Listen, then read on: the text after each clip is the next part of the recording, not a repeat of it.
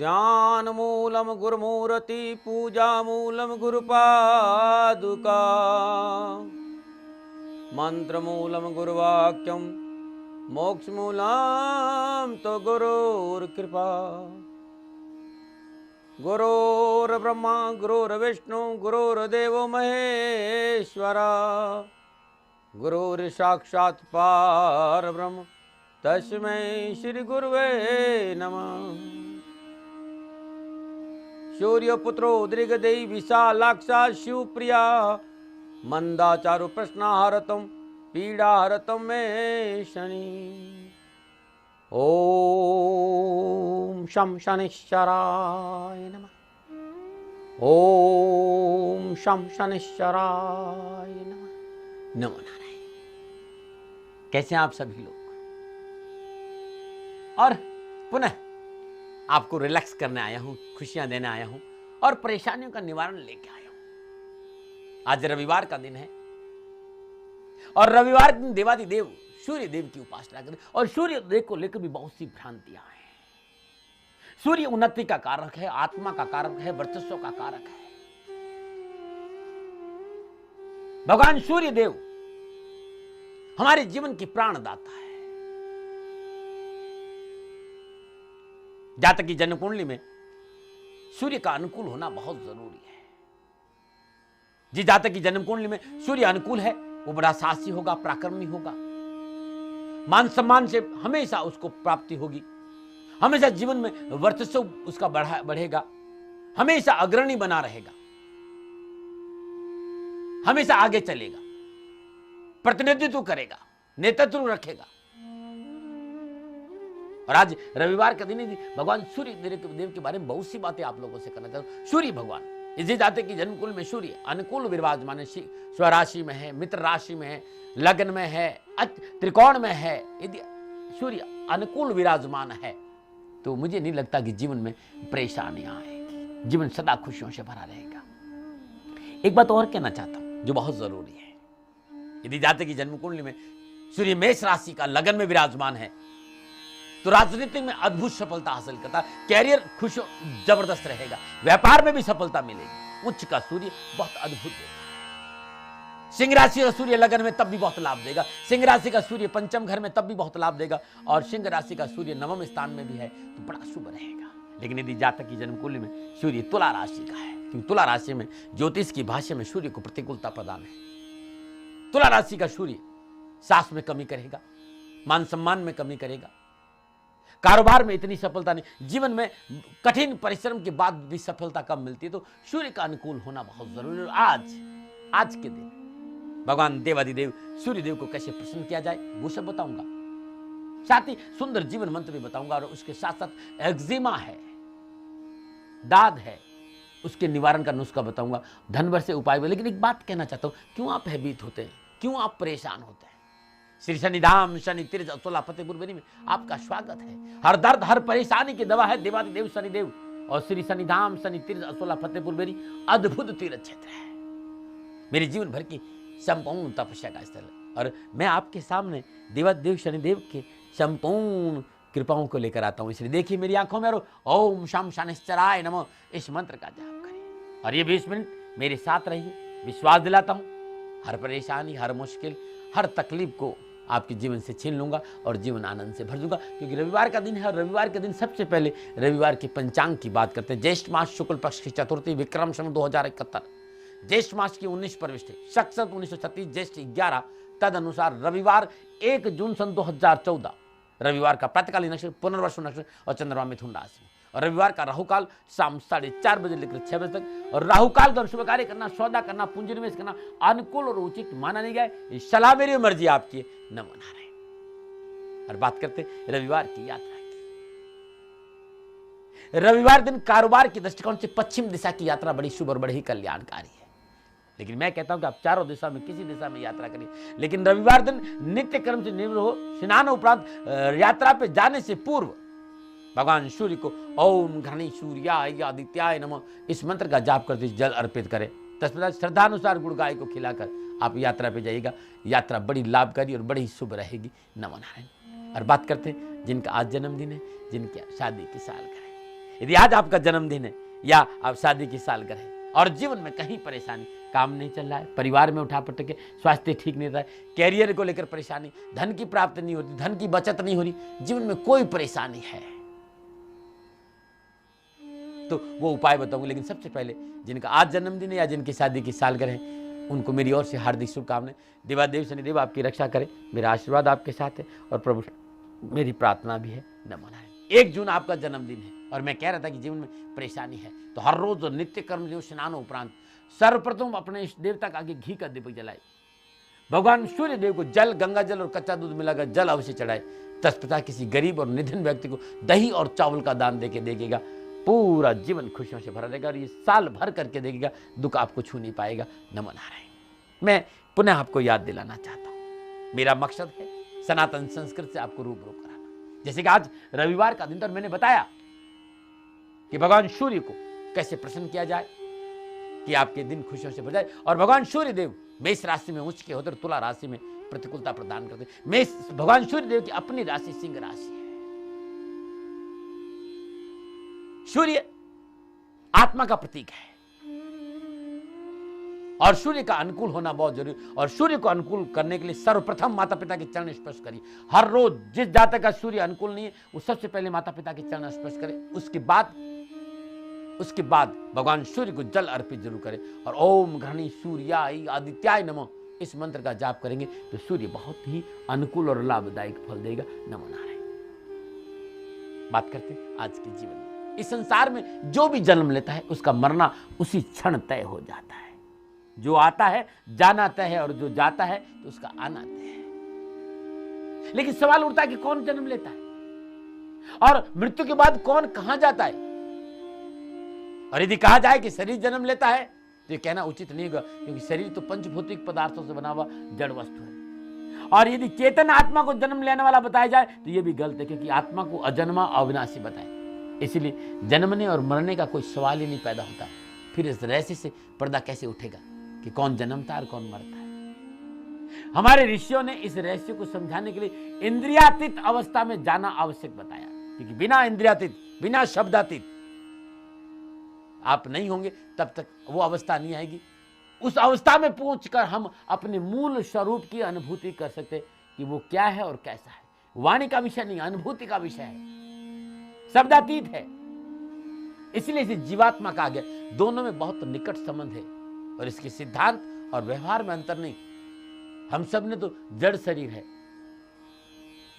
हम सब न तो जड़ शरीर न अविनाशी चेतन आत्मा। इसलिए जन्म मरण में होने वाले कष्ट का अनुभव हमारा मन करता है, जड़ शरीर और चेतन आत्मा नहीं। और ये बात समझ में आए इसके लिए आपको भीतर जाना बहुत जरूरी। और भीतर आप जब चले जाएंगे तो जीवन में सदा खुशियां रहेगी और आप उस बोध को कर पाएंगे जो वास्तव में चेतन अवस्था में रहता है। नमो नारायण। आज रविवार का दिन है और रविवार के दिन देवादिदेव सूर्य देव की उपासना का दिन है।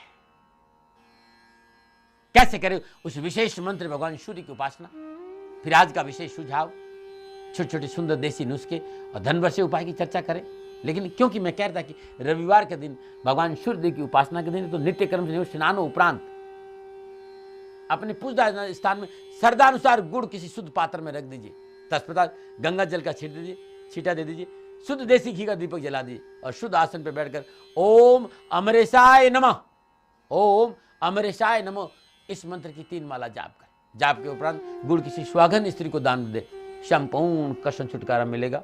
बस इस दिन गुड़ सेवन न करें और दान देने के बाद एक बार पुनः भगवान सूर्य को जल जरूर अर्पित करें। आपके कष्ट मिटेंगे और आपकी परेशानी उसका निवारण होगा। मैं कहना चाह रहा था, सूर्य उपासना से सास का संचार होता है, क्योंकि सूर्य पिता का कारक भी है और सूर्य अखिल ब्रह्मांड का पिता की भूमिका भी निभाता है। लोगों के अंदर सास का संचार करता है, कर्म करने की ऊर्जा से सशक्त बनाता रहता है। सूर्य मंडल का अद्भुत प्रथम ग्रह है भगवान सूर्य देव, क्योंकि इनके बिना हम सौर जगत को जान नहीं सकते।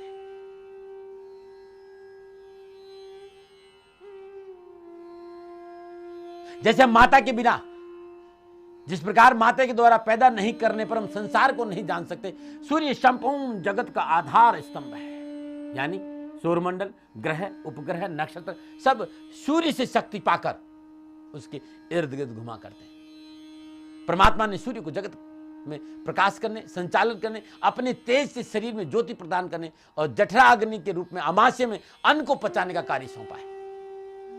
मैं थोड़ा सा ज्योतिष को इसलिए छेड़ रहा हूं क्योंकि लोग चाहते हैं कि मैं ज्योतिष से बात करूं। ज्योतिष शास्त्र में सूर्य को मस्तिष्क का अधिपति माना गया है, आत्मा का अधिपति, ब्रह्मांड में विद्यमान प्रज्ञा शक्ति, चेतना की तरंगों द्वारा मस्तिष्क की गतिशीलता की उर्वरता और सूक्ष्मता की विकास और विनाश का कार्य सूर्य के द्वारा ही होता है। इसलिए जातक की जन्मकुंडली में सूर्य का अनुकूल होना बहुत जरूरी है, और सूर्य अनुकूल नहीं है तो उसे अनुकूल किया जाता है। ओम गणि सूर्याय आदित्याय नमः, ओम गणि सूर्याय आदित्याय नमः। इस मंत्र का जाप करते हर रोज भगवान सूर्य को जल चढ़ाइए, कुष्ठ रोगियों को भोजन कराइए, गरीब और निर्धन लोगों को गेहूं का दान दीजिए, आपके लिए बड़ा अच्छा रहेगा। क्योंकि सूर्यदेव संसार के सभी जीवों द्वारा किए गए सभी कार्यों का साक्षी है। न्यायाधीश के सामने साक्ष्य प्रस्तुत करने जैसा काम करता है सूर्यदेव। सूर्य जातक के हृदय में उचित और अनुचित को बताने का काम भी करता है। किसी भी अनुचित कार्य को करने से पहले जातक मना करता है। अंदर की आत्मा से आवाज आती, साथ ही जानबूझकर यदि गलत काम पर हृदय और हड्डियों में कंपन पैदा करता है, वो सूर्य उपासना से गलत काम को रोकने के लिए हृदय में साहस का संचार होता है। और यदि कहीं जाते कि जन्मकुंड में सूर्य अनुकूल नहीं, तो ध्यान रखना हड्डियां कमजोर होगी। सूर्य को अनुकूल करने के लिए बहुत जरूरी है भगवान सूर्य को प्रसन्न करना, और सूर्य को प्रसन्न करने के लिए बहुत जरूरी है सर्वप्रथम माता पिता के चरण स्पर्श करें। माता पिता के चरण स्पर्श के बाद आप भगवान सूर्य को जल चढ़ाए। सूर्य का अद्भुत मंत्र है ओम ह्राम ह्रीम ह्राम श सूर्य, इस सूर्य का बीज मंत्र है ओम ह्राम ह्रीम ह्राम श सूर्याय नमः। इस मंत्र का जाप करना बड़ा शुभ रहेगा। हर रोज इस मंत्र की 9 माला जाप करने से जीवन खुशियों से भरा रहता है। और दूसरा ओम घृणी सूर्याय आदित्याय नमः, इस मंत्र का जाप करेंगे बड़ा अच्छा रहेगा। एक बात और कहना चाहता हूं, लाख प्रयासों के बावजूद भी आपको मान और सम्मान की प्राप्ति नहीं हो रही, समाज में आप अपनी बात नहीं रख पा रहे हैं, क्योंकि जब सूर्य अनुकूल नहीं होता तो व्यक्ति अपनी बात नहीं रख पाता। ऐसी अवस्था में कुष्ठ रोगियों को भोजन कराना और कुष्ठ रोगियों को गेहूं का दान देना बड़ा शुभ और बड़ा ही अनुकूल माना गया है। मुझे लगता है कि सूर्य के बारे में मैंने आपको बहुत जानकारी दी, बहुत से उपाय बताए। चलिए अब बात करते हैं आज के सुझाव की। आज रविवार का दिन है। 12 के 12 राशि के लोग सुकून और शांति से जीवन बिताना चाहते कि सारा दिन आज खुशियों से बीते, अनावश्यक कोई परेशानी का सामना नहीं करना पड़े। तो आज के दिन अपने स्नान करने वाले जल में गंगा जल, दुर्वा, थोड़ा सा कच्चा दूध और लाल चंदन मिला दीजिए, और भगवान सूर्य के बीज मंत्र ओम घृणी सूर्याय आदित्याय नमः, इस मंत्र का जाप करते स्नान करिए। हर कष्ट, हर परेशानी छुटकारा मिलेगा और सारा दिन खुशियों से बीतेगा। नमो नारायण। और बात करते हैं अद्भुत देसी में एक्जिमा, या यूं कह सकते हैं कि दाद बड़ा हठी रोग माना जाता है। ये ठीक होकर भी बार बार वापस हो जाता है। इसका उपचार करने 2 ग्राम फूली फिटकरी, आधा ग्राम भुना हुआ सफेद जीरा, 10 ग्राम मिश्री पीस ले, और पीसते हुए रसीले नींबू का रस डाले। इस गाढ़े रस में 2 प्याजों का रस मिला और नाक बंद करके पी जाए। इसे दिन में 2 बार कर ली, बहुत जल्दी आराम मिलेगा। अद्भुत है जो कभी खाली नहीं गया।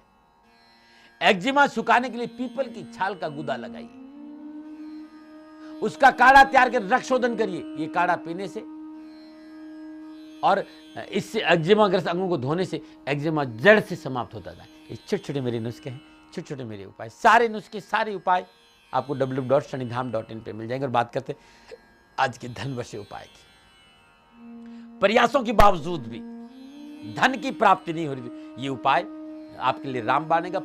किसी भी माह के प्रथम शुक्ल पक्ष के प्रथम शुक्रवार ये उपाय प्रारंभ करें और लगातार 186 दिन करें। प्रथम शुक्रवार दिन नित्य क्रम में स्नान उपरांत अपनी पूजा स्थान में अष्ट महालक्ष्मी यंत्र स्थापित करें। श्रद्धापूर्वक गंगा जल और पंचामृत से शुद्ध करके शुद्ध आसन पर रख दे। पंचोपचार पूजन करें, धूप दीप नैवेद्य पुष्प और अक्षत अर्पित करें। तदुपरांत शुद्ध देसी घी, गाय के घी का दीपक जलाए, उसमें 7 लौंग डाल दे। शुद्ध आसन पर बैठकर ओम सर्व मंगल मांगल्ये नमः, ओम सर्व मंगल मांगल्ये नमः, इस मंत्र की 3 माला जाप कर अवश्य धन की प्राप्ति होगी और जीवन खुशियों से भरा रहेगा। यह है छोटे छोटे टोटके, यह है छोटे छोटे उपाय।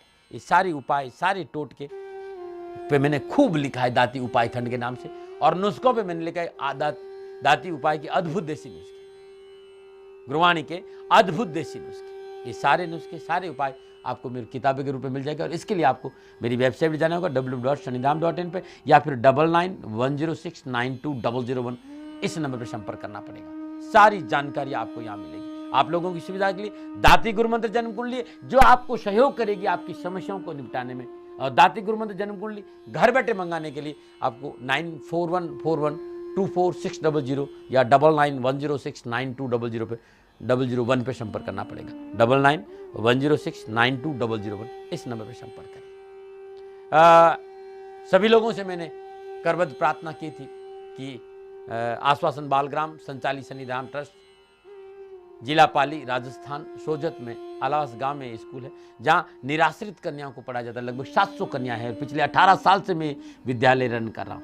यदि आपके आसपास कहीं निराश्रित कन्या है तो मेरी और चैनल की दोनों की आपसे अपील है कि आप हमें सेवा का मौका देंगे, हम आप आभारी रहें। इसके लिए आपको 8696912110 या 9414124600 पर संपर्क करें। नमो नारायण। चलते हैं प्रभु दर्शनों के लिए। लेकिन प्रभु दर्शनों के जाने के लिए हृदय का निर्मल होना बहुत जरूरी है, क्योंकि मन चंगा तो काट होती, मन का पवित्र होना, इसलिए पवित्र मन से हम प्रभु दर्शन करेंगे। नमो नारायण।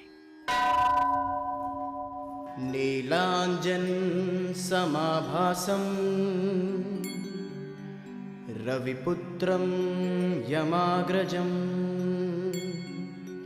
छायामार्तण्डसम्भूतं तं नमामि शनैश्चरम्।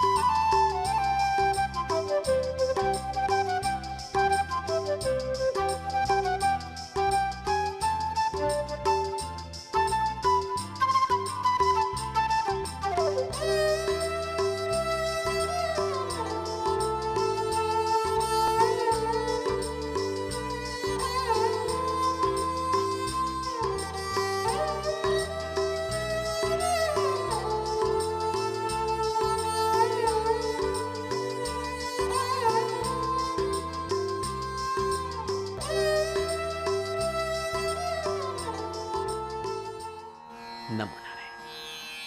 हम सभी ने दर्शन किया, बड़े सरल भाव से भगवान के दर्शन किए।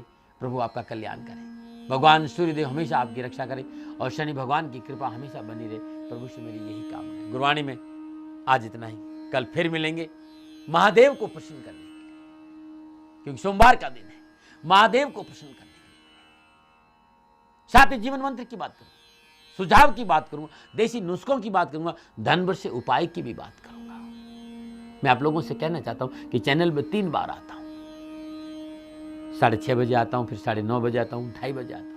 एक प्रयास करता हूं आप लोगों को, लेकिन ये बहुत जरूरी बात है कि आप इस बात पर ध्यान दें कि कानों ने नहीं, आंखों से सुने। फकीरों को आंखों से सुना जाता है, और यदि आप दिल से सुनेंगे और इन आंखों में ध्यान रखते हुए सुनेंगे तो मैं आपसे वादा करता हूं कि आपकी जीवन की संपूर्ण परेशानी का निवारण होगा। समय लिया आपका, इसके लिए आपका आभारी। आज इतना ही, कल पुनः आपसे मिलूंगा, तब तक के लिए नमो नारायण।